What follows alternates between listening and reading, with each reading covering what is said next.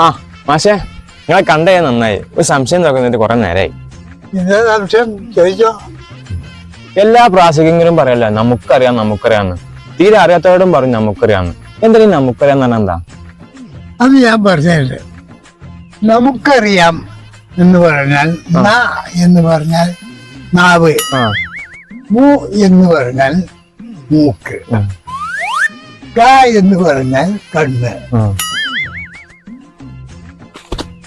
അതാണ് നമുക്ക് എന്ന് പറയുന്നത്. മനസ്സിലായോ നിനക്ക്? അല്ല, നിനക്ക് മനസ്സിലായോ എന്നല്ല ചോദിക്കുന്നത്.